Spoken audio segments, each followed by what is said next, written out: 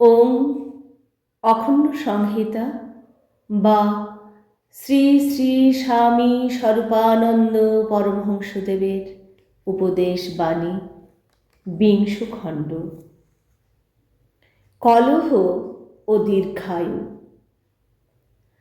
স্বাধীন ত্রিপুরান্তর্গত ধর্মনগর নিবাসী জনৈক পত্রলেখকের পত্রের উত্তরে শ্রী শ্রী বাবামণি লিখিলেন, অশান্তি করিয়া অনেক কাজ করার চাইতে শান্তিপূর্ণভাবে অল্প কাজ করাও ভালো, কারণ তাহাতে দীর্ঘায়ু পাইয়া সুদীর্ঘকাল কাজ করিবার সুযোগ ও সম্ভাবনা বাড়ে।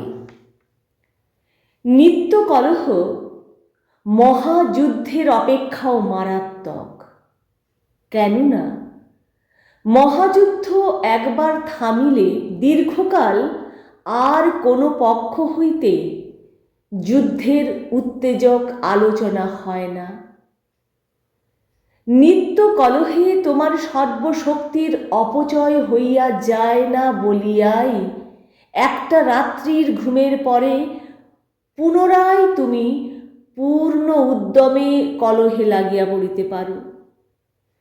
ইহা যে তোমার শান্তির কত বড় বিঘ্ন, তোমার পরমায়ুর কত বড় শত্রু, তাহা যদি জানিতে, তবে তুচ্ছ ব্যাপারে মৌন অবলম্বন করিয়া নিজেকে কলহের প্ররোচনা হইতে বাঁচাইয়া চলিবার চেষ্টা করিতে। পুপুনকি আশ্রমে আমাকে নিত্য নানাবিধ অত্যাচারে জর্জরিত হইতে হইতেছে।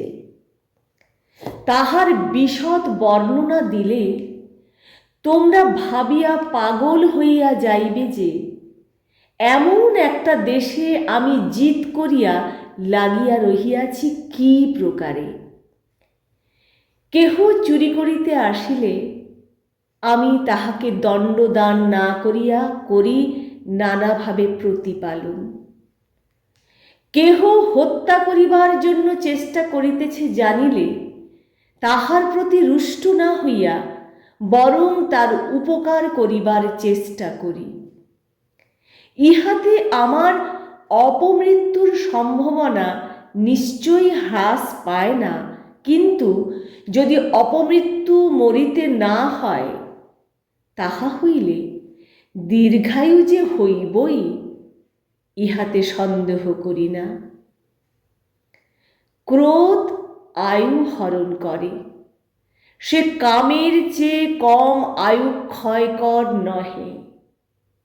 ক্ষমা, ঔদার্য, ঈশ্বর বিশ্বাস আয়ু দান করে। লুব্ধতা আয়ুকে ক্ষয়িত করে।